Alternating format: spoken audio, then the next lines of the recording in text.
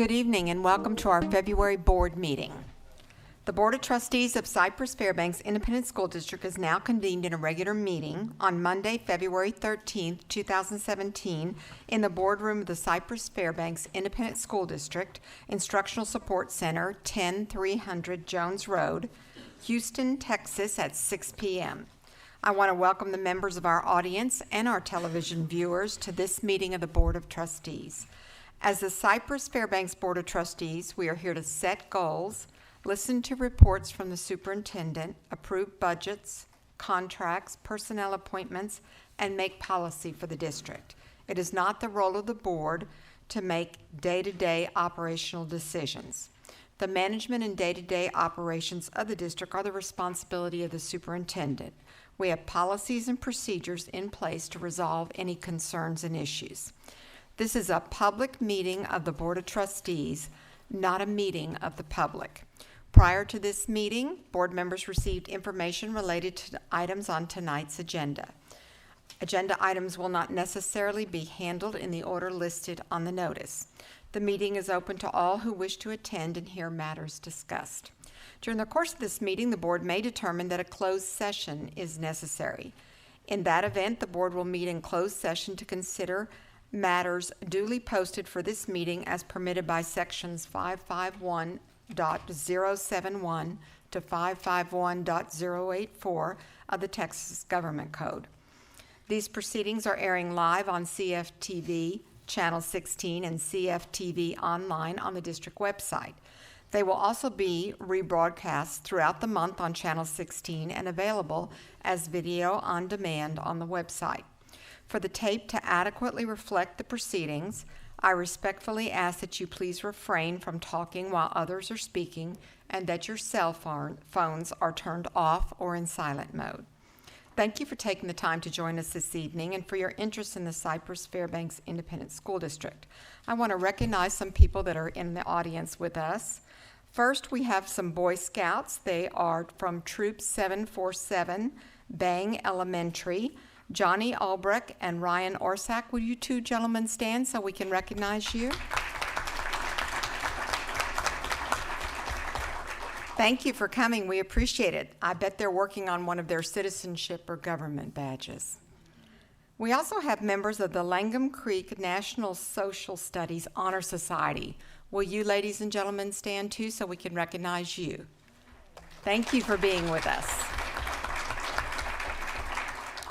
We also have 2 out of 3 recently named namesakes in our audience. Janet Hoover. Will you stand, Miss Hoover? We appreciate you being here. And we also have a half of the Wells team. We have Mr. Jim Wells with us. Mr. Jim Wells, stand up. Now, I didn't see any CLC members. Did I miss anyone? No, good. We got that done. All right, well, we're going to go to, in just a moment, we're going to go to a moment of silence and then the presentation of the colors and Pledge of Allegiance. I want to introduce the names of the students that will be leading our presentation of colors. The Cypress Ridge High School Junior ROTC cadets presenting the flag for the Pledge of Allegiance are Carlos Alvarado, Cynthia Lopez Castro, Jacqueline Hernandez, and Gustavo Caceres. Sponsors are Lieutenant Colonel Porfirio Munoz and Sergeant Masters James Core. So if you will stand first for a moment of silence and then we'll have the presentation.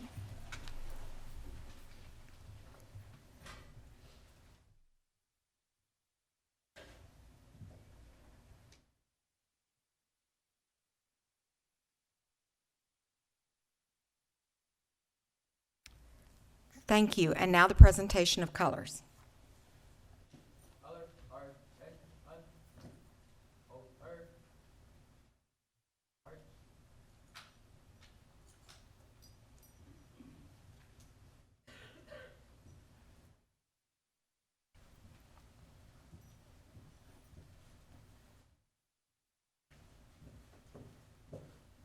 Colors are gold, left, base, 3 and colors, I pledge allegiance to the flag of the United States of America and to the republic for which it stands, one nation, under God, indivisible, with liberty and justice for all. Eight, other. Ready, cut. Oh.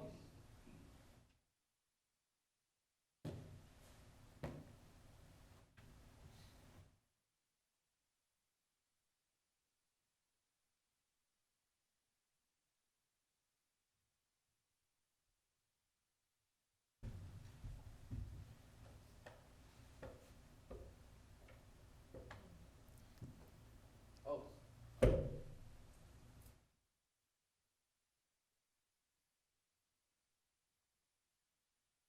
Raise hand, arms. Or her, arms. Ready, cut. Oh.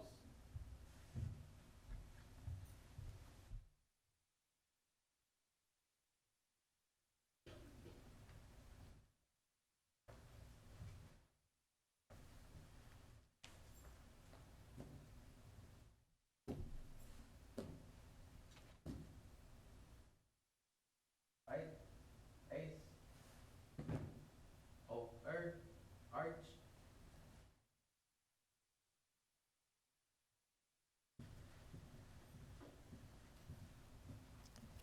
Thank you. You may be seated.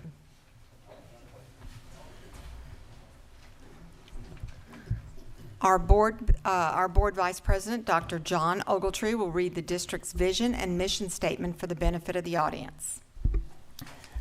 Our vision statement for this great district is learn, empower, achieve, dream, which stands for lead. Our mission statement: maximize every student's potential through rigorous and relevant learning experiences, preparing students to be 21st century global leaders. Thank you, Dr. Ogletree. We will now move on to the special recognitions portion of the agenda.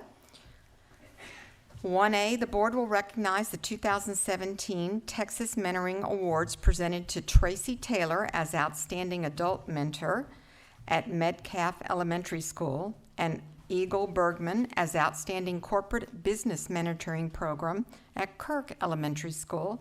And Leslie Francis will be awarding this. Thank you. President Mingoya, Board of Trustees, and Dr. Henry. At the 5th Annual Texas Mentoring Summit in San Antonio last month, awards were given to recognize exceptional contributions for those who dedicate their time to mentor students. It is my distinct pleasure to introduce these award winners to you tonight. I want to point out that only 2 awards were given, and not at all surprising, CFISD swept the event, receiving both awards.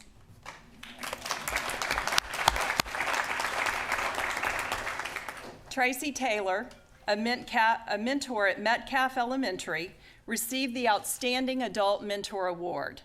Tracy said it is a blessing to be able to let students know that whatever they've done and wherever they've been and whatever is going on right now, it doesn't matter what has taken place. What matters is this moment right now. Thank you, Tracy.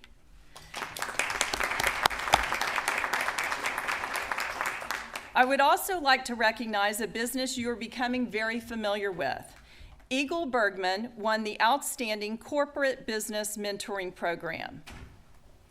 Over the last 3 years, Eagle Bergman has trained over 20 mentors and currently has 16 of their employees at Kirk Elementary. According to Principal Onika Mayers, the leadership of Eagle Bergman believes that through mentorship with students, they will not only leave a footprint on the community, but a handprint for generations to come. This is so rooted in their belief that they grant their employees time during their workday to meet with Kirk Elementary students. They believe that in order to fully transform the lives of Kirk Elementary students, 72% of whom are economically disadvantaged, they must be highly visible on campus so that students see they are truly vested in their success. Here with us tonight are Stephanie Wade and Matt Davis of Eagle Bergman.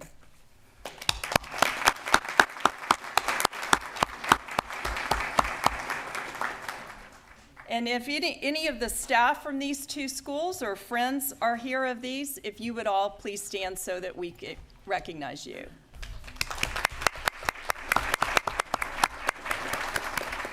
Thank you very much, Ms. Francis. We really appreciate all of the people and businesses that spend so much time with our students, and particularly our mentors. 1B, the superintendent will make remarks and announcements, including the honors and achievements earned by staff and students in recent weeks. Dr. Henry? Thank you, Madam President. CFISD representatives joined the Howard Hughes Corporation, Beezer Homes, and the Houston Texans for a special groundbreaking to welcome U.S. Army Specialist Cliff Betcher and his family to the Bridgeland community as part of Operation Finally Home. During an emotional ceremony, Specialist Betcher, who was wounded during the Iraq War, thanked everyone who contributed to their new home. 42 students from Jersey Village High School traveled to Washington, D.C. to attend the presidential inauguration ceremony. Lan Lee, Jersey Village English teacher, organized the trip through EF Explore America, a company designed to bring life into education through travel. Each student that attended was nominated by their 2015-16 English teacher. CFISD students are expected to raise approximately $800,000 from the 23rd Annual CFISD Livestock Show and Sale held February 2nd through 4th at the CFISD Exhibit Center. The CFISD community showed an incredible amount of generosity in the live auction, freezer sale, and through additional monetary contributions to students. The premium sale unofficially raised $400,000. Final amounts are not yet available, but one new record was broken. Material Express Incorporated paid $42,500 for the Reserve Champion steer exhibited by Haley Brenner of Cypress Ranch, eclipsing the previous record. The Jersey Village High School Marching Band was invited to perform on Fox News' national morning show, Fox and Friends, who were in town for Super Bowl 51. The Jersey Village Band performed at Discovery Green on February 3rd throughout the 5 to 8 a.m. live broadcast. We would like to congratulate our dance team members representing the Cy-Fair Brigade, the Cypress Lake Sterling Stars, and the Jersey Village Gold Dusters who participated in the Super Bowl 51 halftime performance at NRG Stadium with a great performance. We would also like to acknowledge Tim Newbern, Color Guard Director at Langham Creek High School, for playing a significant role in the Super Bowl 51 halftime show featuring Lady Gaga as he directed a team of 30 performers who spun light-up air blades. Wow. The District 17 6A girls basketball season concluded on February 7th with 4 teams qualifying for the UIL playoffs. Cypress Ranch High School completed an undefeated 13-0 district record to clinch the 17 6A championship. Langham Creek was the runner-up, followed by Cy-Fair and Cy Woods in third place. The Cypress Ranch High School girls wrestling clinched its first title in program history in the District 10 6A championships, February 9th and 10th at the Berry Center, while the Cypress Woods High School boys defended their 2016 championship. Cypress Ridge finished second and Langham Creek in third place. The Cypress Park High School wrestling team competed in its first ever District 12 5A wrestling tournament on February 9th at Foster High School. The varsity boys team finished in 8th place, while the varsity girls team finished in 4th place. The junior varsity boys finished in 2nd place. The Tigers accomplished this feat despite having only 9th grade students in the school's inaugural year. We recently selected principals for Hoover and Wells Elementary Schools, and I would like to turn it over to Roy Garcia for introductions. Thank you, Dr. Henry. President Mongoya and Board of Trustees, as you are aware, in August we'll open elementary number 55 and elementary number 56. Tonight we're excited to introduce the individuals that will lead these campuses. We will begin with our new principal for Janet Brenner Elementary School, Mrs. Michelle Rice. And Brennan Hoover. What did I say? You stopped at Brenner. We will begin with our principal for Janet Brenner Hoover Elementary School. Sorry, Janet. Mrs. Michelle Rice. Round of applause for Michelle.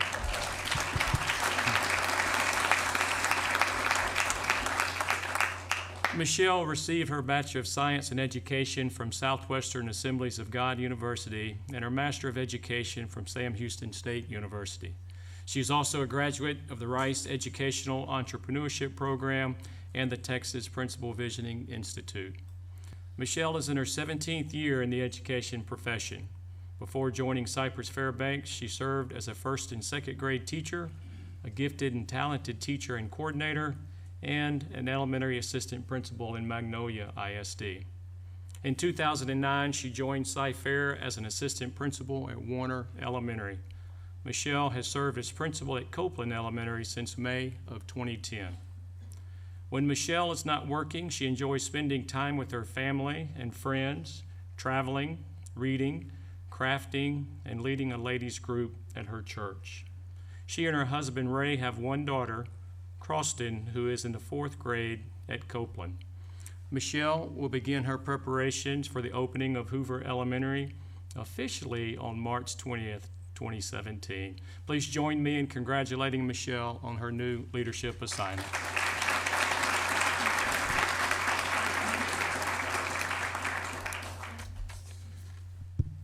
Dr. Henry and the Board of Trustees, thank you so much for your faith and your trust in me.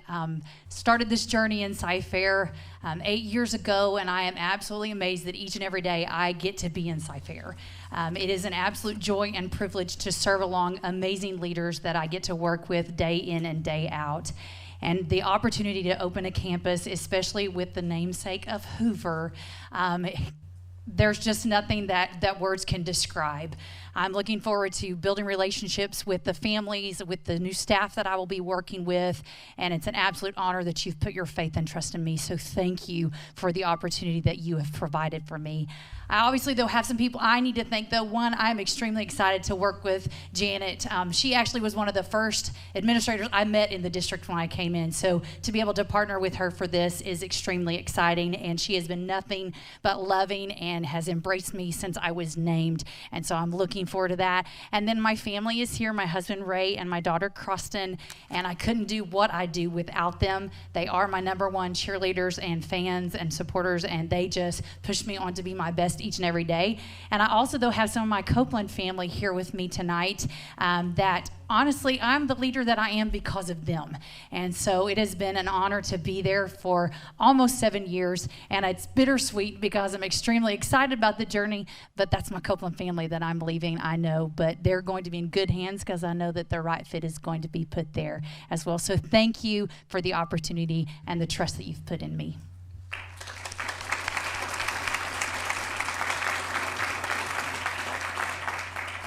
Thank you, Michelle. Our next announcement is for our new principal for Jim and Pam Wells Elementary School, Mrs. Cheryl Fisher. Cheryl received her Bachelor of Science in Education from Texas State University and her Master of Education from the University of Houston. She is also a graduate of the Harvard Leadership Summer Institute and the Texas Principal Visioning Institute.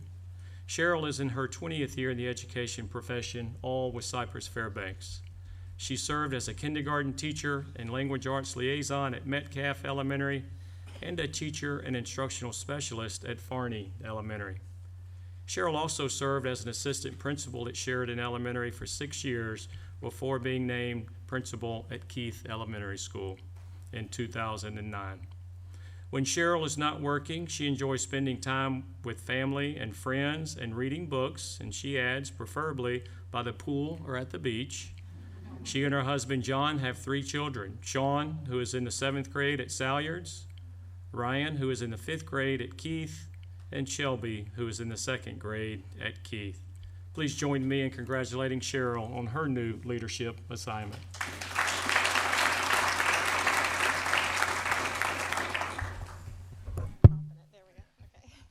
Thank you, President Mongoya and the board, our super school board, and Dr. Henry and the cabinet. I've visited with most of you individually, so y'all know how excited I am to be a part of this educational village that's coming up by Bridgeland High School, and to be the elementary principal there is a perfect match. And I'm so excited to get to work with all of you in the district and everybody here to help to open Wells, and I know it will be here quickly. I want to first thank Jim for being here tonight. Pam is exactly where she needs to be in Austin, working for us there. So thank you, Pam. I know she's probably watching from where she's at, but I'm so excited to be at a school named after people that are so dedicated to Cy-Fair as I have been. Growing up in Cy-Fair, third generation to work in Cy-Fair, went to Arnold and Cy-Fair High School like my dad. So it's a big deal, that Cy-Fair tradition in our family. And when I drive by Wells as it's been being built, I would always laugh because it's just so representative of Cy-Fair, if y'all have seen it, if y'all driven by Wells. But you see this top-notch, state-of-the-art, innovative 21st century campus being built, and then all around it are cows and pastures. I'm like, that is such a great example of just honoring that tradition and what makes Cy-Fair feel like such a small town and such a family, as we all know, and then we're still leading the way with innovation. And so I'm thrilled to be able to have that opportunity to lead the way at Wells with so many of y'all helping. I do want to say, first of all, when we talk about it takes a village, there's a lot of people in my village that make things possible every day. And of course, husband John, we've been married 19 years almost, so he puts up with a lot. Everything's about Keith and school and everything in our world. So we have Shane, who is our oldest. I know you want to stand up, Shane. He's seventh grader at Salyards. It was exciting. Shane and I started at Keith together. My first day as principal there, he was one of the only people I knew in the building, and was his first day of kindergarten. So we had a fun journey together. And then Ryan is in 5th grade, so we're leaving Keith together. I've been there for all of his time. And then Shelby. Little Shelby's representative of when I came to Keith. She was a newborn, and so when I look at her and how much she has physically grown, to me, I always think about that's how much I've grown as a leader, and from everybody that I've gotten to work with in Cy-Fair and at Keith.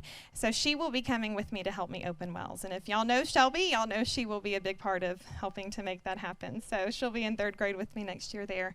But I do want to say to that village that many of people are here, many of y'all are sitting up there of mentors. Y'all know what it's like to work in Cy-Fair. You just have so many people around you to support and encourage you every day, and that support and encouragement has been overwhelming. So thanks to each of you.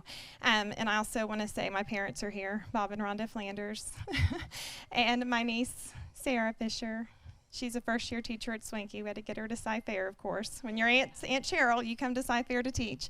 And then, of course, to our Keith people, I know there's some people here, but my Keith family, they've helped me raise these children. I mean, when you're there for 8 years, it's what you do, and I wouldn't be who I am today without all of the staff at Keith there, and they've been so supportive and encouraging, even though I'm leaving them. Gwen Keith would always come out to visit, and she would say, "It's not my school." She would always tell me that, "It's not my school, it just has my name on it." And she was always so proud of what a quality school Keith was, and she would say it's because the quality people inside. And so that is going to stay true at Keith. I know they will stay a quality campus, and she will remain proud, and I'm thrilled to have been a part of it. So I look forward to meeting our Wells kiddos and our Wells families, and thank you so much for this opportunity.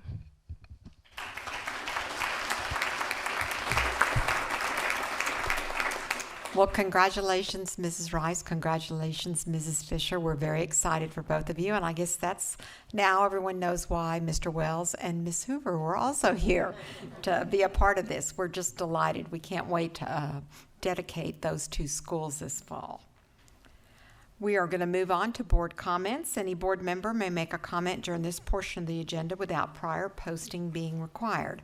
Comment items may not pertain to the character of any student, staff, or board member and may not be discussed or deliberated upon at this time. I'm going to start on this side today. Ms. Blacksher. Great. Let me be the first to congratulate Ms. Rice and Ms. Fisher on their new assignments. I'm very excited for you. I also would like to congratulate Denise Quebeca and our ag department within the school district. We had another great Cy-Fair ISD livestock show and sell. I think I saw most of the show except for maybe the goats and the lambs. I missed part of that. But it was an outstanding show. The quality of animals was good. Thanks to our ag teachers who work with our students day in and day out.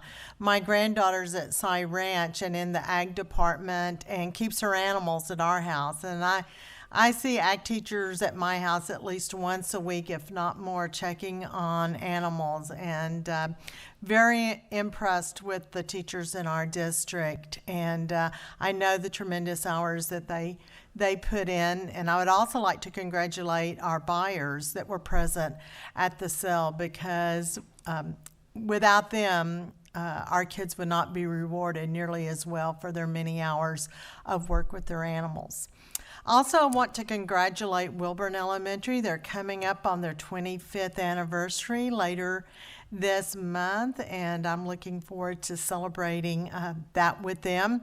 I continue to make campus visits. I was at Wilburn just last week, and I've been just about once a week at a campus. And, you know, I think I've seen the best of the best, and I visit another campus, and I see more amazing things happening. And if you visit our campuses, you know why this school district is so outstanding, because we have outstanding leaders and in our principals and our teachers and our staff. So kudos to all of them. Thank you.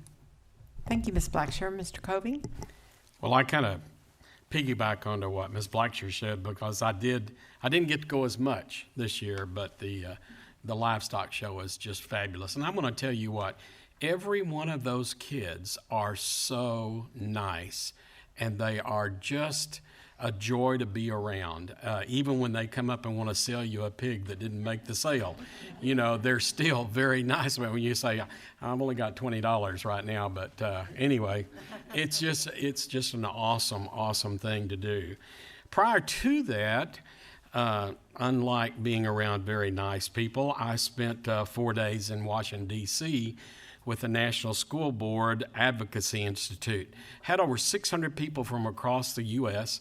We had 68 from Texas who were there to basically learn a little bit more about what's going on in the D.C. area, and especially geared toward education. We had some phenomenal speakers. We had some speakers that were not so phenomenal, but that's okay.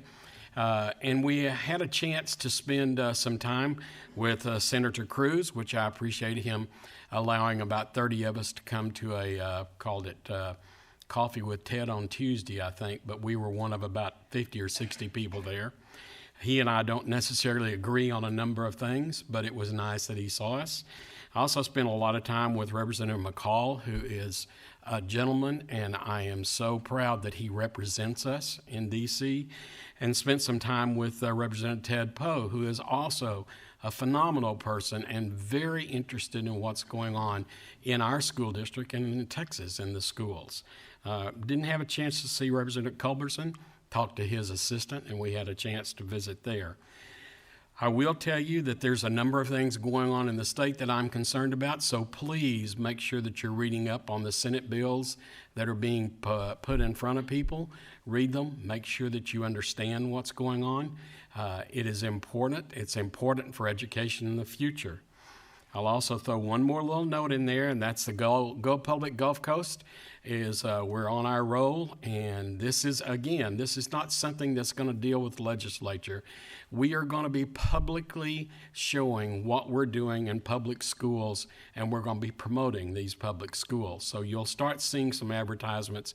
Right now we have 28 of the 50 districts that are willing to join in, and I'm very proud that Cy-Fair pretty much jumped up and were the first ones, and people are just really getting excited about it. Just about a week ago, we had a meeting at the Gulf Coast area, and the gentleman that started the one in Bexar County called Go Public Bexar County, and the gentleman that came from Aledo, Texas, outside of Fort Worth, and they started Make Education a Priority, we're all on the same line as to what we're trying to do, but it was a fun evening, and I learned a lot from that. But I will tell you that I am and always will be a supporter of public school education. I don't care if you want to go private, if you want to go parochial, if you want to do charter. I am going to be a supporter of public, because that's where we're handling the most of the kids, and we don't segregate, we bring everybody in. I mean, we do integrate. I'm getting messed up here. But anyway, I just want you to know how proud I am of our school district and how proud I am of public schools in the state of Texas. Thank you. Thank you, Mr. Covey. Dr. Ogletree? Tomorrow is Valentine's Day, and I just would like to wish everyone a happy Valentine's Day. You know, if ever there's a time that we should be people who share and express love, it is today. We need it. And from those who are married, those who are single, those who are working in our schools, love is always the order of the day. And I pray that many expressions will go out, especially those that will reach our children. Thank you, Dr. Ogletree. Ms. Hartley? That was very sweet, Pastor O. Thank you very much. That was nice. I wasn't able to attend the livestock show. For anybody who else is a dance mom, when dance season takes over, that's all you can do. Right, Cheryl Fisher?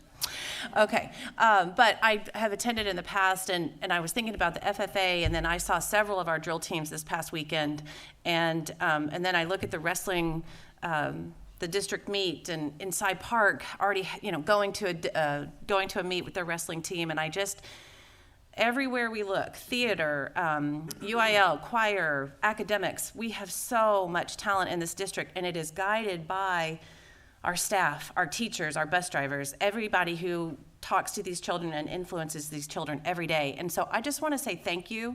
And I was thinking the same thing along with Mr. Covey, is that no matter what you hear, public education is thriving in Cy-Fair ISD.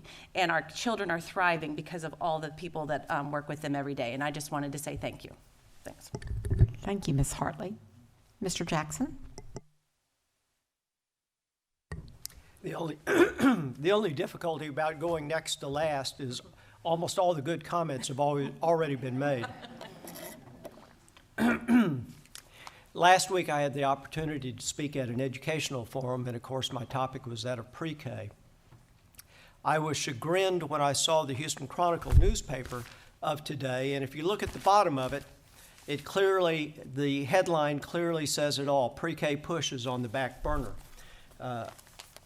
I'm also a little chagrined that instead of funding pre-K, we prefer in Austin to talk about funding vouchers with zero accountability for taxpayer use of the funds. I know what I intend to do with respect to contacting my elected officials, and certainly if anybody present here or in the viewing audience feels one way or the other, I urge you to take those steps as well. I also joined with my colleagues making any number of the stops, and I agree with Christine that this month is always fun because all that is right and good with public education is on full display, whether it's the livestock show or the athletic events, or what about the representation, as Dr. Henry said, at the Super Bowl, from our students to our staff, as well as others. A tremendous tribute to this school district, and of course, not only to the parents and the students, but clearly to the staff as well. So I have to tip my hat to all of those who participated in the Super Bowl or managed to push those to participate in the Super Bowl. Thank you. Thank you, Mr. Jackson. I think one other thing that I want to add is that we had an amazing start of a conference this morning, JA Inspire, and that is a career exploration conference for our 8th grade students. We want to make sure that they have an idea of what kind of opportunities they might have in the real world before they do their planning for their high school curriculum. And a third of the students go on Monday, a third on Tuesday, and a third on Wednesday. And they're treated to a conference that's run just like an adult conference where they have a keynote speaker, they transition between different seminars and sessions, and then they have kind of a rah-rah cheerleader speaker at the end that they get a chance to hear what business career they are exploring and working in. And this was a brainchild of Dr. Henry. He asked Junior Achievement to partner with us, and Dr. Macias implements it. And I got to tell you, it's a pretty amazing performance each day. And the fact that all those kids get there safely, get to their seats, are color coordinated with their T-shirts, get to the right sessions, get an opportunity to meet business people and talk to them about their careers, it's pretty darn impressive. And I would echo what everyone has said today. Public school is alive and well and thriving in Cy-Fair ISD.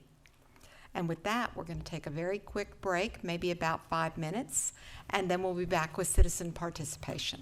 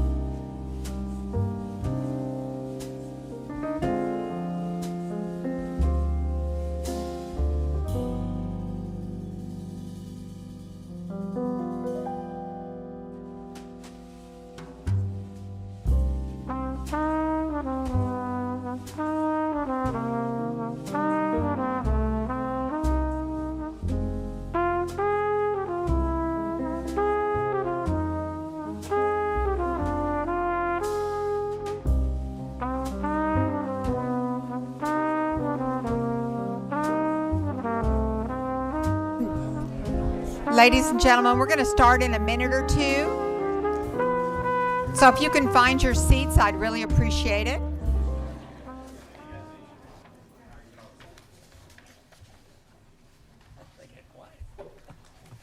Gosh, you guys are a very attentive, wonderful group. Taking an offering at the door.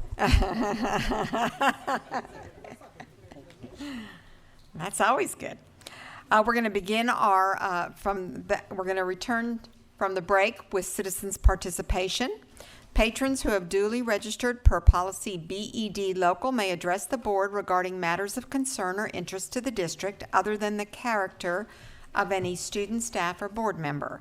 I would like to remind the audience and the viewers that the comments of the speakers reflect their own positions or opinions.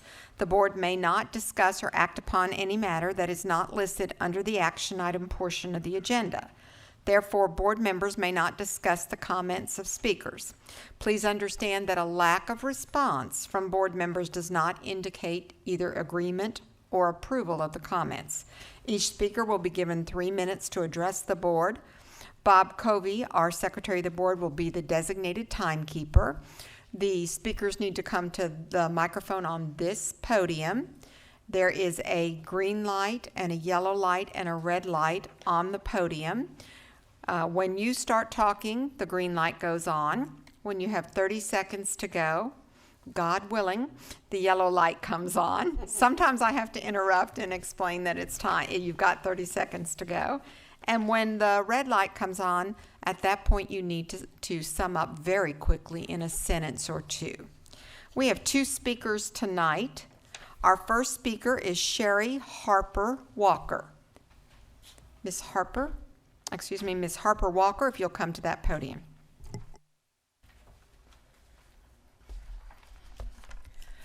Good evening. Thank you, Dr. Henry, and each board member that's here tonight for this opportunity. I stand here tonight as an advocate for a particular student. I must begin by saying that I am the student's grandmother. I also work for Cypher in the special education department. I've been working for Cypher for 7 years. I am here tonight because of an incident that occurred this morning that was unable to be resolved in a timely manner. Basically, I have provided the board with a packet so as to not to go into details. But there has been a situation as far as bullying. And as the advocate and the grandmother and representing the family, we have reached out to the school going through the proper channels. We continue to be stomped, shoved under the rug, and in the meantime, 5 months later from the first email of September 2016, the incidents have increased. I'm here asking the board for some help. I do know that there is a procedure and a policy of how we do things. However, I'm being stopped at every end. I believe in this district. I work for this district, and I convinced my daughter that this would be the best place for my grandson. And so I'm asking the board to please review the packet, and I look forward for a reply as soon as possible. Thank you. Thank you. Our second presenter is David M. Wilson.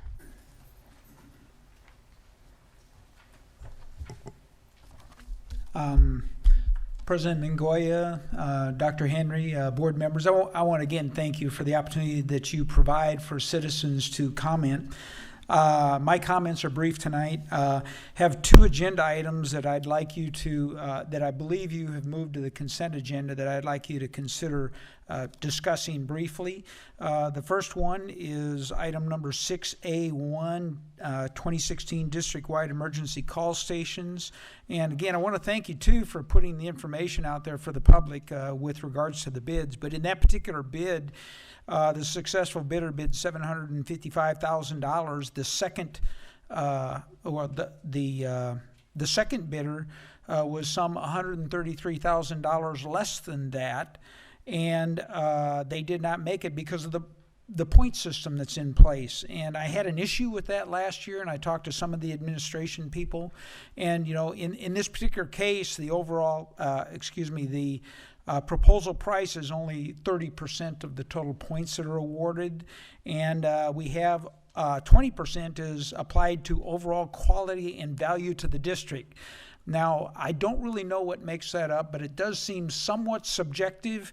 And in that particular case, the second bidder that was $133,000 less was just a little over 1 point less in the total score of the evaluation. So I think that deserves some discussion.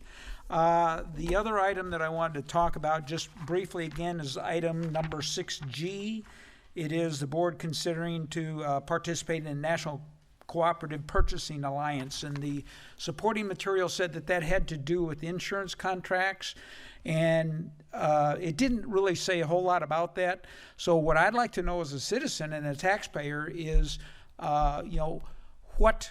what return is expected. I went to the website of this organization. It says very little other than the fact that they provide good value in savings for public entities like school boards. Well, that's great. I would like to see a discussion with regards to how they can help us procuring our insurance to save us the money, and what are the fees that we're paying that group. We have some great people here that know how to bid contracts, and I don't think insurance contracts would be a very difficult thing for them to do as well. So I would like to see it, if you would, at this board meeting to discuss that, take it off the consent agenda and have some discussion. Thank you very much. Thank you, Mr. Wilson. That concludes our citizens' participation. Reports, the board will hear one report tonight, and we can ask questions about a second. 4A, the administration will provide an oral report on facilities planning, construction, and maintenance. And I believe Mr. Boyce Sprague and Mr. Dylan Brady are going to present on that. President Mongoya, members of the board, Dr. Henry, it is my honor this evening to present to you our facilities construction and maintenance team that serves our district. This team consists of 5 departments that handle planning and design of all our new schools and renovations, all the way through the construction and warranty phases, along with the eventual maintenance of our facilities, including energy management services.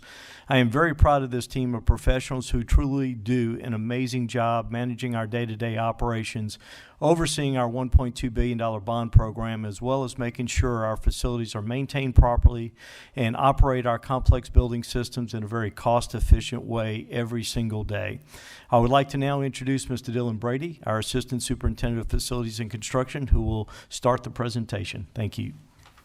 President Mongoya, Dr. Henry, Board, and Cabinet, thank you for this opportunity to share with you my department, but also brag on the wonderful things they do. Though we don't necessarily probably have as much fun as Frankie Jackson does and her department, I noticed that they took the liberty of creating a Bitmoji and putting it in the PowerPoint there of me. So that's so as far as I think that they left, but Ms. Rice and Ms. Fisher, they'll get to know the bond team, and they've known Archie Hayes and his team for years and years. So to quickly move into it, by the time we open up school next year, the school district will be over 18 million square feet, including all the temporary buildings and the new facilities, which is somewhat astounding considering that right now we have about $960 million in design, construction, closeout, with 25 people running that work. Of that 18 million, and Archie Hayes' group, including grounds, electricians, HVAC, 170 people maintain all of those facilities. So it seems like yesterday when I started here, by the time we open up school next year, it'll be 3 years, and we will have grown 2.2 million square feet in that same time frame. So with that, this is the group photo there, and I will actually turn it over to Dan Gross and the other directors to walk you through how a building is designed, constructed, our quality control, and then ultimately maintained for the 20 years, 30 years after that and beyond. So with that, Dan.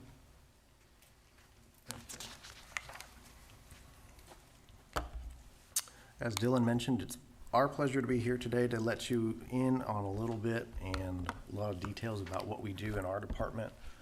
For the Design and Facilities Planning Department, our mission statement is that we strive to design and create educational environments that adhere to building code, programming educational specifications, and construction standards. As much as we're able to, we like to create environments that are inspiring, exciting, safe, and catalysts for learning for everybody. As you'll see from the picture here, the design facilities planning team is a party of three. I'm successful because Jason and Debbie are successful and are very good at what they do. But Jason Basner is a registered architect in the state of Texas, and Miss Debbie Garcia brings a very good background of interior design to our projects.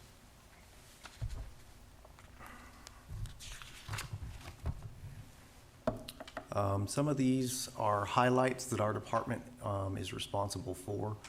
I might go a little bit out of order here, but just so you guys are aware, Jason, Debbie, and I, we touch every single bond project. So from project inception to proposal, contract award, with the assistance of the project managers, we lead and direct the architectural engineering consultant teams. Some of those entities are, not limiting some, but including the most here are architectural, civil, mechanical, electrical, plumbing, food service, landscape, aquatics, theater consultants, acoustical consultants, and traffic engineers. We do this by going through rigorous drawing and planning reviews. I'll go into just a little bit more detail about that later. We also maintain overall bond master schedule and phase schedules, depending on the year of the bond that we're in. We are also responsible for site master planning. We try to make smart choices now for the best planned future use of a site. As you're aware, we purchase multi-acreage sites that we place several campuses on. So where we create efficiencies for middle school, elementary, and high school on one site, there's a lot of services there that we try to make efficient and plan for future needs so we possibly don't have to buy property in the future.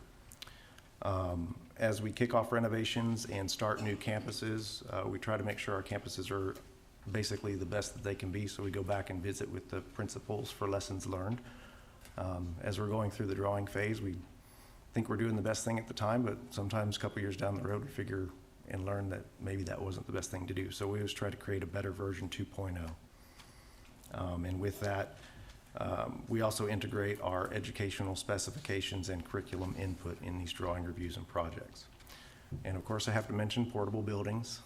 Kind of a love-hate relationship with portable buildings for some, but we're proud. It's a fun jigsaw puzzle I've enjoyed over the years, but we're responsible for planning inventory and moves each summer. So going into a little bit more detail. Just three main topics here: the master schedule and phasing schedule for bond projects, educational specifications, and design construction standards.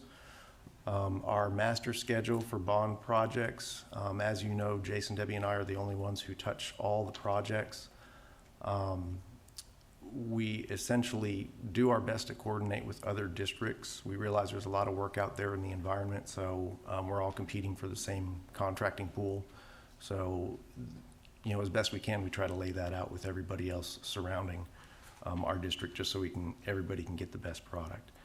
We try to balance project load from month to month based on contractor availability. We seek their input quite frequently, and also that balances out contractor availability for other districts as well. So we're ensuring teams that are available and pricing that should be good. Also, as we're able to with the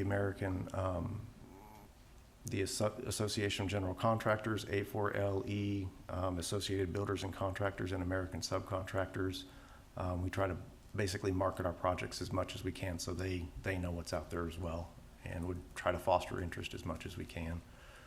Jumping to educational specifications, this is a document that we're required to maintain and upkeep according to the TEA, Texas Education Agency.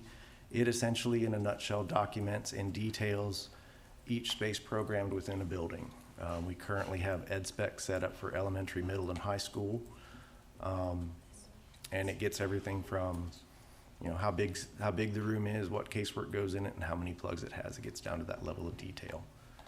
We basically continuously update this based on latest new designs as we circle back with principals and curriculum to make a better product. In the future, we anticipate we'll post this online for everybody to see and use as well outside of the district. And last, design construction standards. What this essentially means is it's a document where we list manufacturers and products that we have found over the years to work best for the district. Some things that we really look for and take value in is longevity of projects or of products, efficiency, life cycle costs, and efficiencies. An example of this is one thing we do when we design HVAC systems for schools is Archie Hayes's HVAC group likes to stock 4 different sizes of filters just because it makes it more efficient for them. They don't have to have many, many sizes, but we design our air handlers to accommodate those sizes.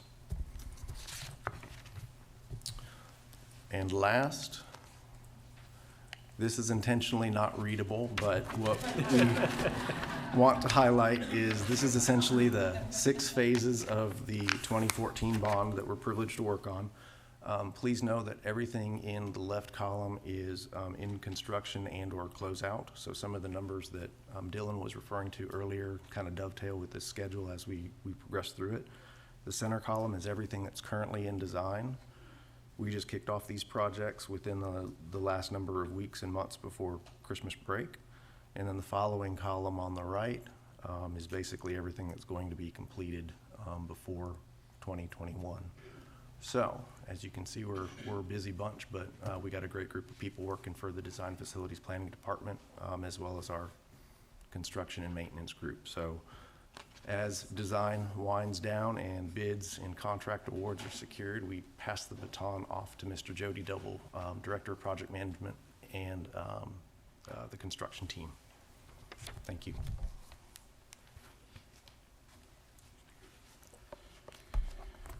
Okay, so Dan and our architectural engineering teams spend all this time, months, literally months, designing these buildings, and then the fun stuff starts. We as a division of one of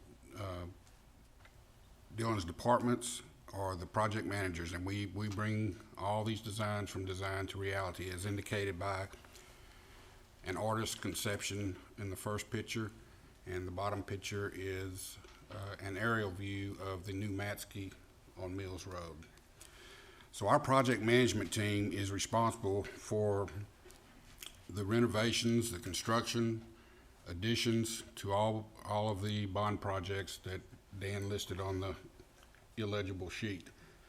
And I'd like to mention here that on that list of projects over the next few years, each one of those projects has a list of bond scope of 2 or 3 or 4 pages.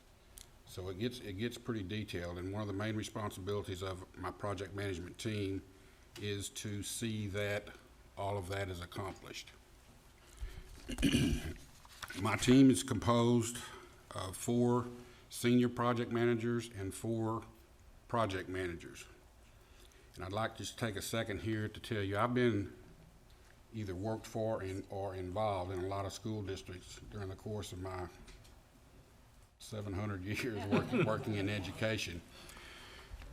But I want to tell you this so that you may rest assured this is as good a project management team as there is in the state of Texas. These people, some of them have architectural degrees, some of them have engineering degrees, one of them's even a professional engineer. He's got his license. We have some that have degrees in exactly construction management. You have a very, very, very strong team here. They are very intelligent. They're a compassionate group. They're big on building rapport with the building principals, which is key. And I am very, very, very proud of these guys. Dylan mentioned in our mission statement that form follows function, and what that means is Dan and his group design and follow the design elements that we need to put in from an educational standpoint, and it's indicated in these pictures of Woodard. The top picture is their learning board where they can see real-time energy use in the building. The one below it is their learning center or library, And the equipment that we put in libraries now is mobile. It used to be, when we were growing up, it was fixed areas. They can shove all that out of the way and have mass meetings in there, rearrange it any way they want to. And then the picture on the right shows some clear story windows where we have light harvesting from an energy management standpoint. So that's just a few examples. And what my team does, we do the new construction. There's an earlier aerial view of Cy Park High School. We do some minor renovations like adding doorknobs or card readers on some schools, some doors, but we also have major renovation projects like Pridgeon. In some of our renovations, the lower left picture of Bain Elementary School, we increased the footprint of the building either due to demographics, increased enrollment, or perhaps we're just trying to eliminate T buildings. We do things as little as security upgrades. That's a picture of one of the A phones that we've put at all security entrances throughout the district. And then the last one, we do things like increasing paving for parking lots. So we cover the whole gambit from brand new to minor renovations and additions.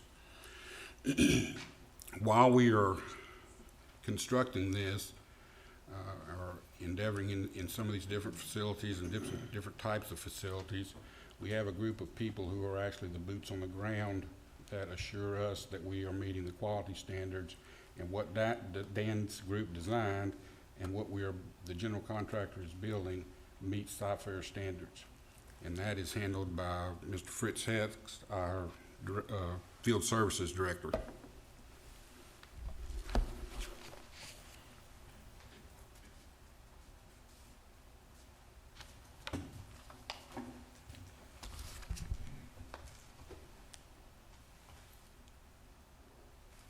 Okay.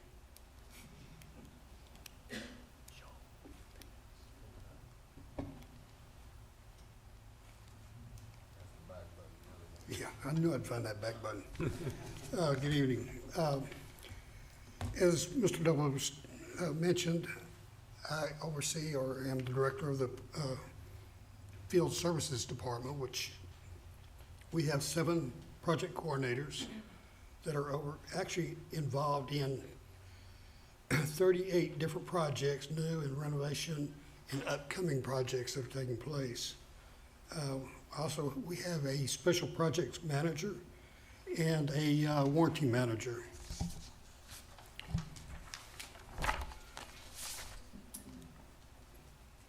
The project coordinators assist the project managers by reviewing documents, reviewing the specifications, reviewing submittals or FIs, any change proposals, as well as quality assurance through on-site construction projects observance to verify that what we have asked for, what we have specified, is actually what is being constructed.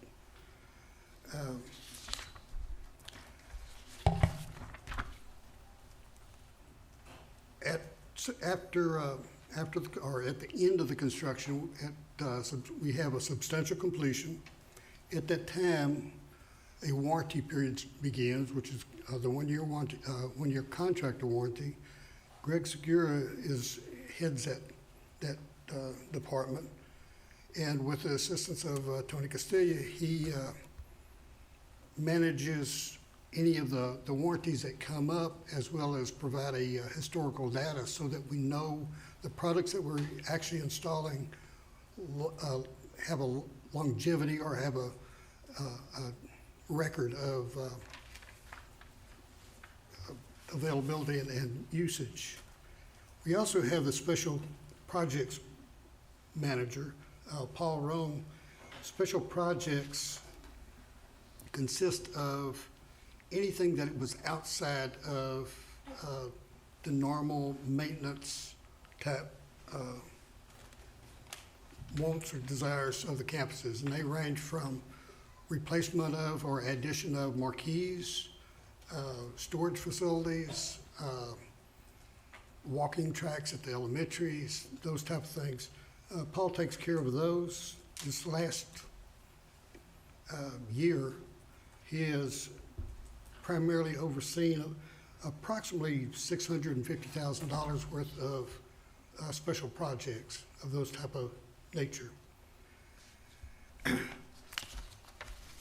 Paul works with maintenance to make sure that what we're doing as far as the special projects actually coincides with what maintenance can maintain and can continue to take care of. And from that, after that 1-year warranty that we have handed the project, we will hand the project over to maintenance, which is Mr. Archie Hayes.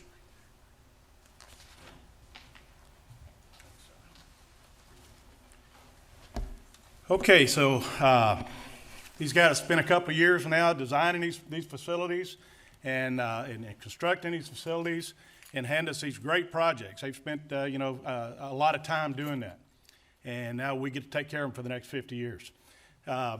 What they do is pretty boring, to tell you the truth. The fun starts once we get to build. It's kind of like you're building a house, and it's exciting and everything, but the fun part is when you get moved in, and regardless of how much money and how much time and effort goes into the design and planning of these facilities and buying the best of equipment to put in them, it's mechanical and it will fail, even an elevator.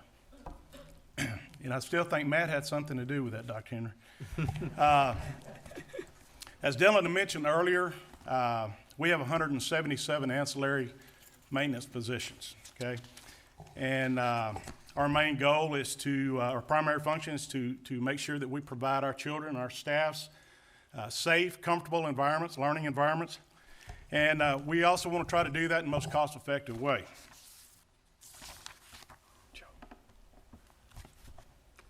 Forgot to click it. Sorry about that. Our maintenance team are led by 4 great guys right here. Without these 4 guys, we could not operate. And as you look at the screen, I'm going to just call their names real quick. You probably know some of them, especially you that have been around the district a while. On the left is Russell Rucker. Russell is the supervisor of crafts. They take care of painting, carpentry, metals, roofs, locks. Next is Kerry Ramsey. Kerry's our MEP supervisor. He's over electrical, plumbing, low voltage. Dave Tooker's next. Dave Tooker is our HVAC supervisor, and he has a heck of a task on his shoulders. On the end is Scott Ledoux. Scott Ledoux is our assistant director. He mans up or takes charge of the grounds department. Scott also is our coordinator, our IPM coordinator, Integrated Pest Management Coordinator.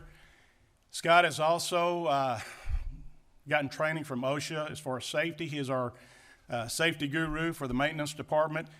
When Scott first started to work for us, he was actually about 6'5", and we put all this stuff on his shoulders, and I don't know what's happened there, but Scott's guys oversee about a little over 2,400 acres. They've got quite a task, and the remainder of our maintenance department, we've, as you well know, we've got around 115 facilities, over 16 million square feet.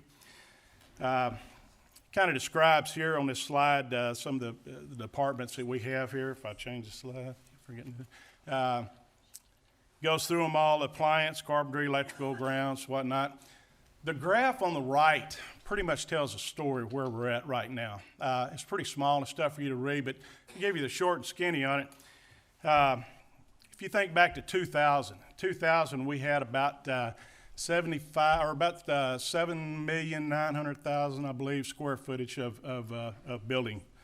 Right now, we've got over 16 and pushing 17 million. Okay, in 2000, we had 159 maintenance employees, and that counts grounds along with building maintenance. Right now, we have 177 positions. Since 2000, we've added 46 facilities, okay? If you look at national standards, they recommend maintenance department to, for everything to operate smoothly, should work out to about 100,000 square foot per maintenance employee. In 2000, we were doing really well. We were about 85,000 square feet per employee. Right now, we're about 165,000 square feet per employee. Now that's if we had all of our positions filled right now. Since 2000, we've added 18 positions to our grounds and maintenance department. Out of those 18, 16 have been grounds employees. That's to take care of the new facilities that we've added, okay? So if you look back at 2000, we've added 2 maintenance employees since that time, okay? And we've more than doubled our square footage. One of the huge problems we have right now is that we're not fully staffed. We're 18 positions short right now. And we're having to compete with other districts and also with our technical trades with the industry itself. So it makes it tough. But the thing about it is, you refer back to these 4 guys that I mentioned earlier, these guys don't make excuses, okay? They're not going to make an excuse. What they're going to do is make sure the job's done. They're very passionate about their job. They're very passionate about the kids, their safety in this district, and that's their main thing, okay? Without these guys, again, we could not operate. We work very closely with the facilities department in the planning of these facilities, as far as materials, equipment that goes in these facilities. It's like I said, we get them for about 40 or 50 years, okay? It's an example of a work order here on the right side. Our work orders could be anything from, changing out a paper towel dispenser in the restroom to, helping along with Paul Rome with special projects, building a wall, adding electrical. There's just a number of things that we do. A work order could last, it could take you 15 minutes to get it taken care of. It could take several weeks. They don't always just depend on one trade to take care of them. It can involve several trades. We normally complete, in the last several years, we've averaged a little over 55,000 work orders a year that we've completed. As I say, they're wide-ranged. Our guys do a heck of a job, and we're very, very proud of them. This time, I'm going to turn it back over to Dylan. He's going to talk to you a little bit about energy management. So our energy management department consists of 2 energy coordinators, an energy manager, and energy systems secretary. You see there the picture your Outlook calendar, and then throw an extra 10,000 events in there every month. And so it's the energy management's one of the seemingly most simple, but truly the most complicated piece. Everyone pictures their house. Why aren't the lights on? It's a very complex system of scheduling and coordinating the lights and air and zones throughout a 450,000 square foot high school. If it wasn't for this group and the scheduling and all the automation, that $5 million a year in savings wouldn't be produced in the district, which is more just thrown in there to put a plug in for the group to steward. But the people wonder why we can't run the air throughout the evenings and every weekend, and that's really what it comes down to, is that extra load savings of shedding it when the buildings aren't being used saves the district an extremely amount of money. Additional with what maintenance does and energy savings, the energy department, last year we saw $205,000 in rebates coming back from different vendors, as well as the presentation you saw a couple months ago from CenterPoint for $95,000, which then rolls back into additional rebates. So between Archie and Jay Bonham, they've realized how to take energy rebates, put them back in, do more energy efficient projects, and then submit for more energy rebates. So it turns into a great rolling piece. In addition to that, what Sonia and Jay do so well is analyzing every single bill that comes in the district, every single energy utility bill. And last year, they recognized over $118,000 in missed bills, overbillage, late charges that weren't late charges, and we got that money back. So those 4 people are responsible for those, which is easily helps pay for, if not more than pays for their salaries. They're actually making money for us. Then other savings that they do, they are working on different outside air projects for indoor air quality, which also produces a savings, as well as with the massiveness of these ed villages, we're able to negotiate with the gas companies now to actually go to a gas transport rate, which is what you see on the massive corporations, which is now recognizing this was our first year. We're able to see about $95,000 in savings in the gas utility bills. So before I go to questions, I mean, to wrap it all up, the groups are amazing how they work together seamlessly from a standpoint of the inception of the project to make sure the promises that were made in a bond program, promises that were made to the community and approved by you all, are sought through to the end product that's just fantastic and maintainable, that not only serves our kids, our communities, but also allows us to grow that exponential amount without seeing that same exponential growth in operating costs and everything else that comes with that. So unless, Roy, you have anything you would like to add, let's turn it over to you if anybody has any questions. Any questions?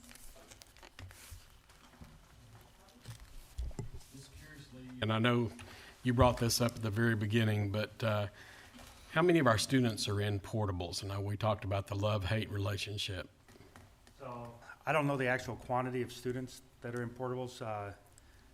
We have roughly 460,000 square feet are actual portable buildings, but not every single one of them are occupied or occupied fully. Do you know the quantity of students? I can share we have 281 buildings in district, and we have 12 that are surplus unused. So we do. 21 are being used, basically, or less 12. Less 12, yes. right? Awesome. That many are full. Back, this goes way back. When my wife and I lived in Seguin a number of years ago, and we had a new superintendent that came in, and one of the things he did was walk through the schools and saw how filthy their schools were. And he made the comment, the kids cannot learn if they're around filth. They need to have clean places. I want to compliment all of y'all because you really do an awesome job of keeping our schools looking excellent, not just on the outside, but in the inside too. So thank you guys. I know when I look at y'all got 50,000 projects going on, good Lord, that's amazing. Just whoever your secretary is, God love her, you know? Thank you.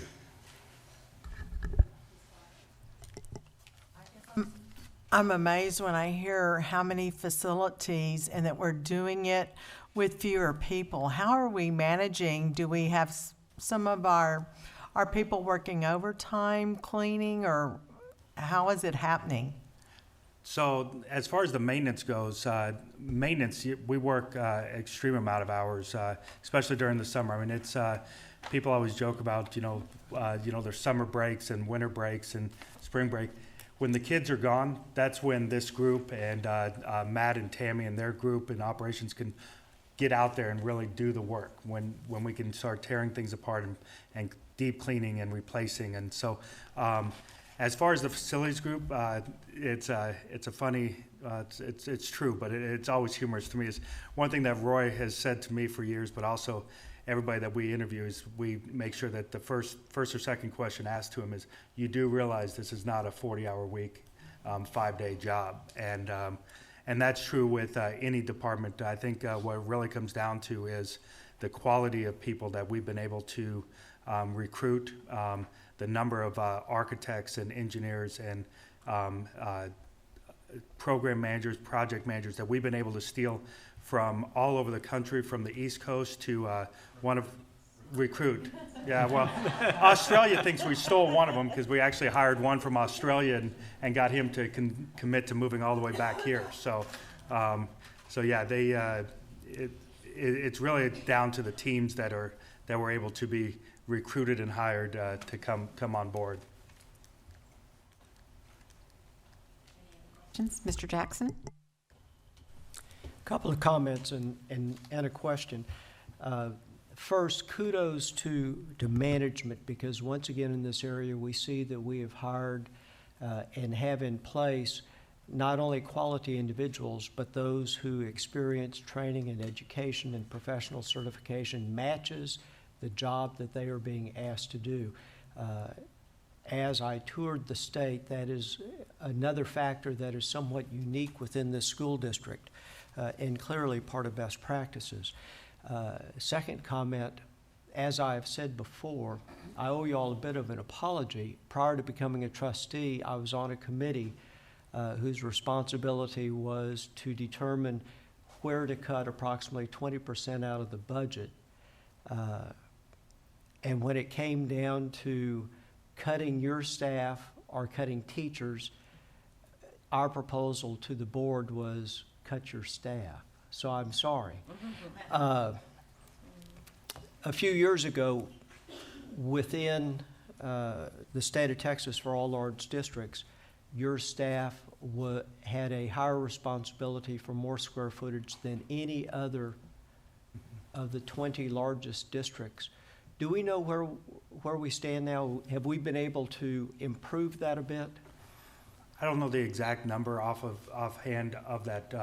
We are still one of the most efficient manpower to square footage districts in the state, let alone the country. I mean, common sense would say a chart that does that would inherently require that efficiency rate to be there. The part that gets skewed among a lot of other districts is when they cut their personnel, they spend an exorbitant amount of money outsourcing. And so to say what efficiency rate we have compared to others, it'd be hard pressed to find the hidden costs, if you will, of other districts, what they spend outside compared to their personnel inside. But I would venture to say if we aren't, we're one of the most.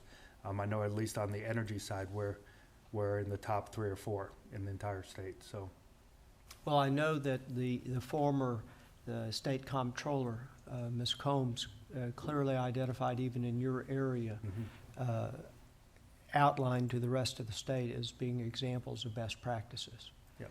So certainly we appreciate everything that your department does for this district as well as for our students. And I would echo what Bob said. Malcolm Gladwell, of course, wrote a book on exactly what Bob was talking about. But the environment in which kids have to learn is very important. That environment has to work, and y'all are making it work for them so that they can learn to the highest level possible. So your work does, in fact, impact academic achievement, which, of course, is what we're all about. So thank you. Thank you, Mr. Jackson. Dr. Ogletree? Just want to thank you for the report and thank you for and all of your team. I remember years ago sitting on this board when we, our construction of schools were being questioned and attacked, and why don't you all just build a square building? And just when I was in school, we didn't have all of that. But I'm proud of what the district has done and the fine facilities, educational facilities, the environment, the quality. And just to hear this tonight of your team and what all goes into from the concept to even beyond the finish of the building to maintain it and keep it quality and for our citizens to hear just how many requests come in throughout a school year where there's just a minor needed repair or something that needs to be added. A lot goes into providing the educational product that we put out at Cy-Fair, and congratulations for a job well done. Thank you. Any other questions? Mr. Jackson? One additional question, if I may. Our work orders, have they been automated? Are they digital? Yes, sir. Yeah. And how long has that been in place? It's 4 or 5, yeah. Go ahead. We actually we actually started our automated work order system back in 2000. We changed over in 2013 to a different service. It's called School Dude, if you can handle that. But we've been with School Dude since December of 2013, I guess. So. And this, of course, is another area that is considered to be best practices and one that is not followed by all school districts. Thank you. Any other questions before we move on?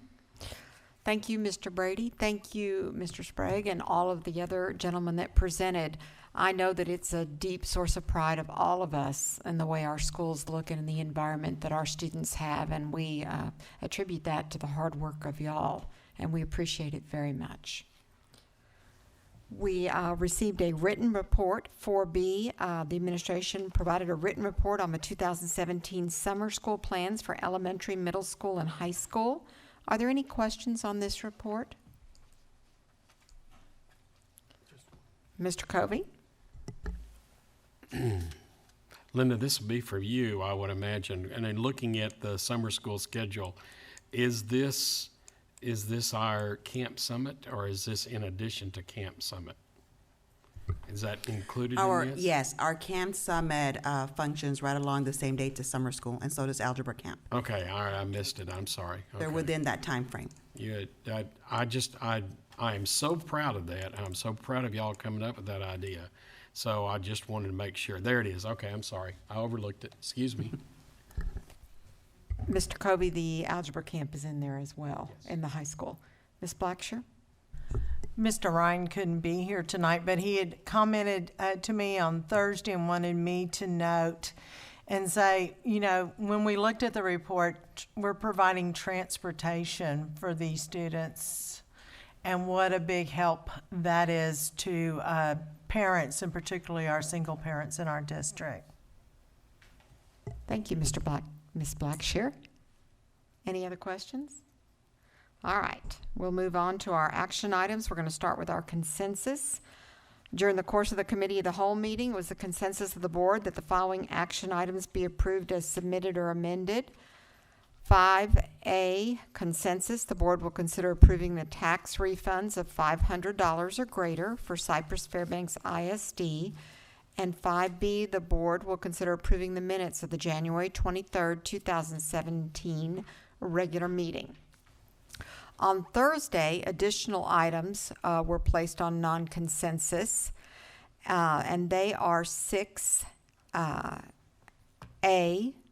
The board will consider awarding bids and contracts and/or authorizing purchase orders as recommended in the posted agenda item. 1, the 2016 district-wide emergency call station. 2, athletic and physical education equipment and supplies. 3, classroom materials and supplies. 4, musical instruments, furnishings, and electronics equipment. 5, processed produce. 6, science equipment and supplies. 7, special education equipment and supplies. B, the board will consider approving the external auditors, Weaver and Tidwell, LLC, to perform the annual audit of the district's financial statements for the fiscal year ending June 30th, 2017. C, the board will consider approving the budget amendments for the period of October 1st, 2016 through December 31st, 2016. D, the board will consider approving on first reading additions, revisions, or deletions to district policies. 1, DBA local employment requirements and restrictions, credentials, and records. That's a revision. 2, DFBB local term contracts, non-renewal. That's also a revision. 3, DFFA local reduction in force, financial exemption. I always say that wrong. What? Financial E. Just say financial. You got it. I got it. You guys know, right? Yeah. Now I can't for sure say it. Thanks. 4, DFFB local reduction in force program change. That's a revision. 5, DFFC local reduction in force continuing contracts, a revision. 6, EIA local academic achievement grading progress reports to parents revision. E, the board will consider approving on second reading additions, revisions, or deletions to district policies. 1, CPC local office management, records management, a revision.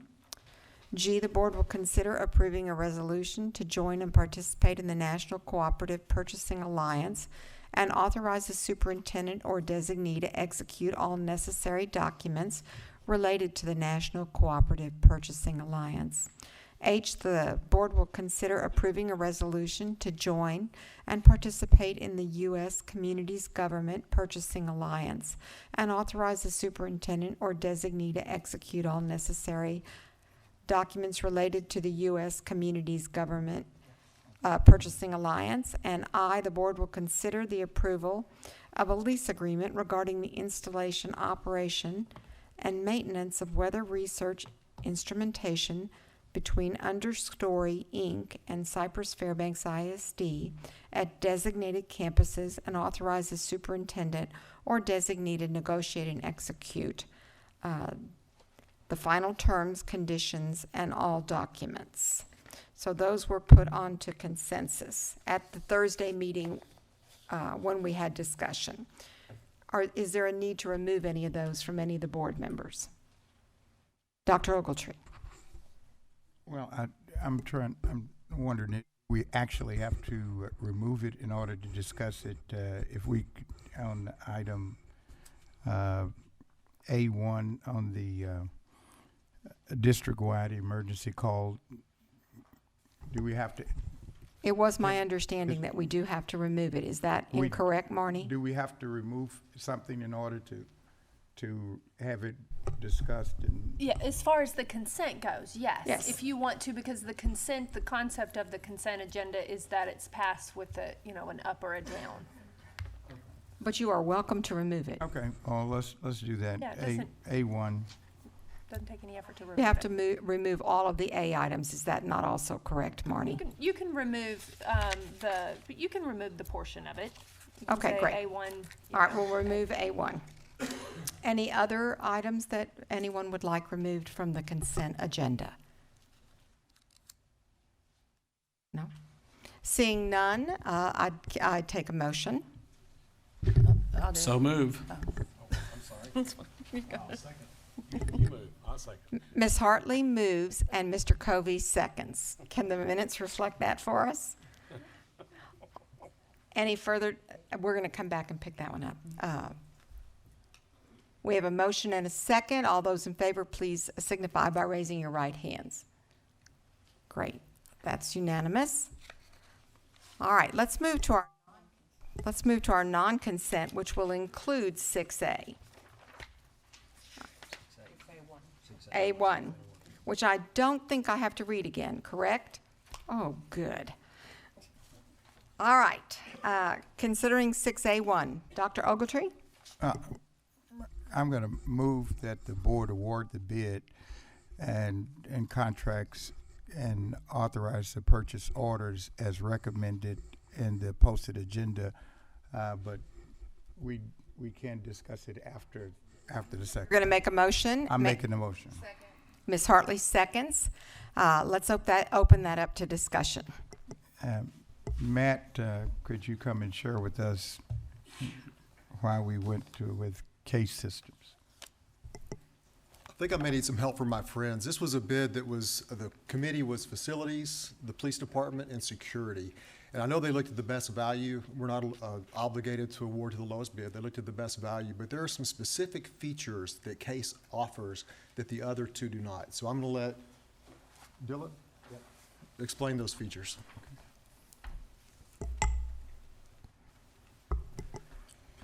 So in evaluating the numerous different pieces, as you can imagine, even though we consider it a simple call button, push the button, camera turns on, calls dispatch, seems pretty simple. The reliability, the certainty that it's going to actually communicate, the ability for it to have the capabilities and functions when you need it, were all a part of the grading. And there was, well over 30 criterion published in the RFQ that were necessary for these vendors to propose on. Most of which is, as you can imagine, you need to be able to see where it's at. You need to have some sort of identifier. You need to have a power source. You need to be able to have a camera so the police dispatch can actually see who they're talking to. Are they wounded, or are they danger is imminent down the street, or are they calling in something else? And then also the warranty, and then the type of speaker and mass notification when they press it, who all hears that. So when going through all that, Case Systems was the only one that actually met every single item in the need, with the one exception being, and we felt that it was one that could be modified to, we asked for a continuous strobe. So the blue light on top is continuous until the button pushes. Well, theirs, instead of being a continuous light, it blinks as it's a solar-powered panel. To save energy, it blinks, and then when it's pushed, then it strobes brighter. That's the only difference. The other ones did not have the light until you pushed it. Some of the other ones didn't have the camera, didn't have self-monitoring, that if it went down, dispatch would be notified. So there were numerous different pieces that we felt that for the value difference, the cost difference, provided an extreme value to the district.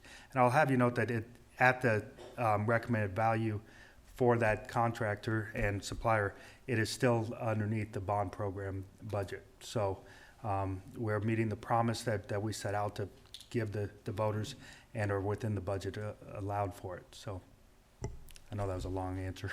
Thank you, Mr. Brady. One more point. Yeah. Mr. Morgan? The two bidders that were lower on the score sheet did present two alternative bids each. Both of those alternative bids, which met all of the criteria, were much higher than the bid we're about to award. So had we used those alternative scores, this would truly be low bid to get the functionality that we wanted. Mr. Jackson? Dylan, yes. Instead of talking about value, aren't we really talking about adherence to the RFP? I think that'd be a great way to describe it. Absolutely. You know, I know that you have a certain structure and format in how you evaluate these, but clearly it's a matter, did you address the RFP or did you not? That would be an accurate statement. Yep.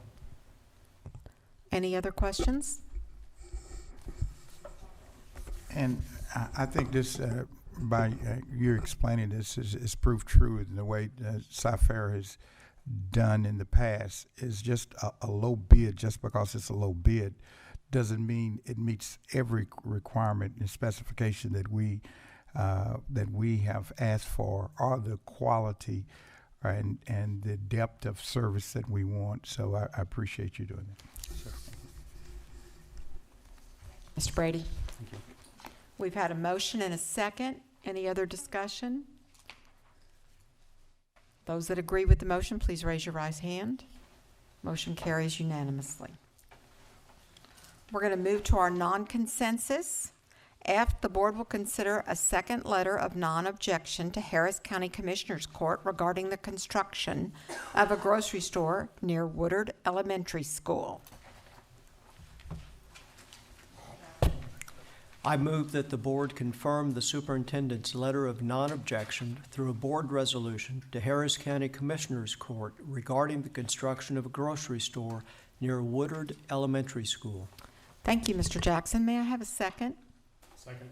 Mr. Covey seconds. Is there any discussion on this item? Seeing none, I'll call for a vote. If you agree, please raise your right hand. That's also unanimous. Ms. Mangoya, I just wanted to acknowledge that Stephen Freeman with Kinley Horn is here in the audience with us. Actually, I don't think you're not with Kinley Horn, are you, Stephen? Got it right. Okay, I did. Okay, and he is your local developer that you've just helped bring more commerce and value to our district. So he wanted to stand up and say hello. And thank you for your time, members of the board. The grocer is Lidl. They're a worldwide grocer that has 10,000 stores in 27 countries. They're making their entry into the U.S. and they're looking forward to being here to serve this community. So thank you for your time. Thank you. So they chose The Cy choice, Fair. yes. That's wonderful. Thank you very much.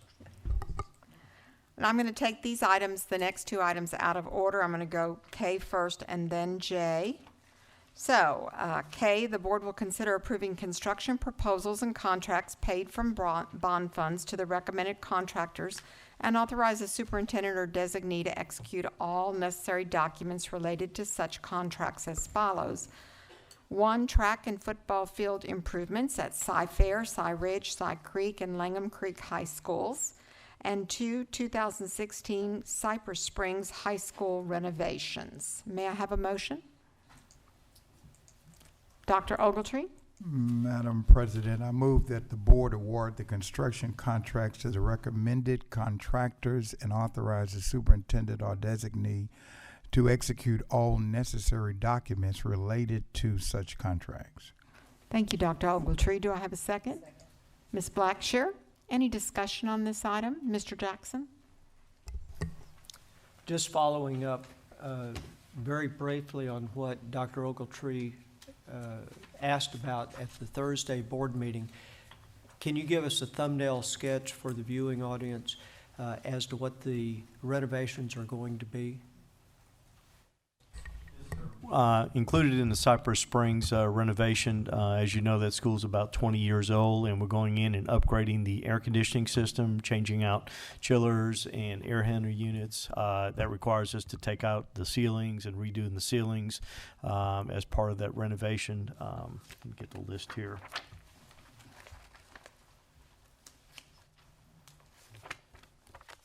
That's the big bulk of the work that we're doing there, Mr. Jackson. As well as we're replacing the roof system at the campus, replacing the skylights at the main street that we're having some leakage problems with. We're going to be doing some miscellaneous repair of cracked brick around the exterior of the building. Again, over 20 years, the building's settled a little bit, and we need to do some repairs there. And let's see, plumbing, will be replacing some galvanized water piping. If you recall, a while back, we had some issues with the condensation, condenser piping that we had in the system, and we replaced a portion of it through our maintenance department, through other contracts, and we're replacing the balance of that piping system that needs to be taken care of. And we're also doing all the security upgrades that were included in the bond program, which includes additional cameras, and some of the other functions that we did, the cameras, the card readers. We've already done some of the card readers. We'll be replacing the old analog cameras to digital, and then the lockdown buttons is also being included as part of that package. Thank you, sir. You're welcome. Any other questions on that item? We have a motion and a second. All those approved signify by raising their right hand. That is approved unanimously. J, the board will consider approving and authorizing the superintendent or designee to enter into the miscellaneous professional service contracts related to the following projects. 1, track and football field improvements at Cy Fair, Cy Ridge, Cy Creek, and Langham Creek High Schools. 2, 2016 Cypress Springs High School renovations. May I have a motion? Madam President, I move the board authorize the superintendent or designee to enter into the miscellaneous professional service contracts for the listed projects up to the recommended amount. Thank you, Mr. Covey. Second, Ms. Hartley. It's like Jeopardy tonight. I'm really glad, because sometimes it's like no one will make a motion. So I like it. It's much better this way. So we have a motion and a second. Is there any discussion on this item? Seeing none, then I'll call for a vote. Raise your right hand if you agree. It is a unanimous once again. Does the board, anyone on the board feel a need for a closed session tonight? No, I think we took care of our business on Thursday. So that brings us to our last item on the agenda, the superintendent's briefing. And Dr. Henry, I will turn it over to you. Thank you, Madam President. On January 20th, CFISD celebrated the opening of the Good Neighbor Health Center with a ribbon-cutting ceremony at Cypress Park High School, as Cypress Park High School drumline and cheerleading squad led the festivities. We are looking forward to the services provided to our students, staff, and community by the Good Neighbor Health Center and we certainly welcome them to the CFISD community. February is Black History Month, and we would like to recognize and acknowledge the contributions of Black Americans to our country. Curriculum activities and some cultural arts programs will focus on the influence of Black history and its impact on the diversity of our nation and world. You can get some insight into our district's history by learning about the early settlers of Independence Garden, currently known as the Carverdale community. We have a great video posted on our district website which tells their story and includes longtime community members sharing their memories. The Junior Achievement of Southeast Texas is hosting the JA Inspire today through Wednesday.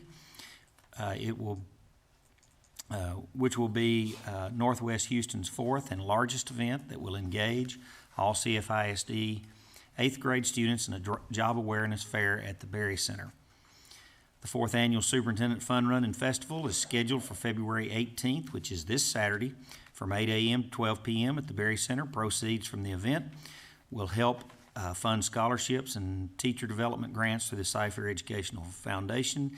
And I can tell you the forecast right now is for 80 degrees for a high and sunny. So it'll be a great day to come out and enjoy people in this community. I'd like to remind the community that Monday, February 20th is President's Day. It's a student holiday and a staff work day. Classes will resume Tuesday, February 21st. For the second straight year, CFISD will host the UIL Wrestling State Tournament, February 24th and 25th at the Berry Center. The fundraising vendor fair is scheduled for February 28th from 1 p.m. to 4:30 p.m. at the Berry Center.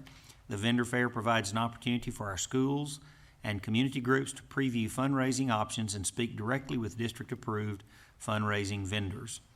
CFISD will host the 2017 UIL Region 3 6A Boys Basketball Tournament March 3rd and 4th at the Berry Center. This marks the first year for CFISD to act as the regional basketball host, and certainly we're so proud of the Berry Center and all the opportunities it gives us to host events and bring additional business and commerce to our community. Thank you, Madam President. Thank you, Dr. Henry. That does conclude our meeting, and we wish everyone a happy Valentine's Day. And I did note that the Langham Creek group grew a great deal. And so when I first introduced y'all, there were only like 4 or 5 people here. So let's let them stand up and let's give them one final round of applause.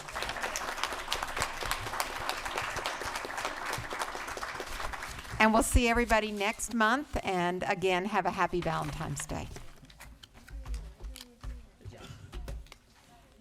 All right.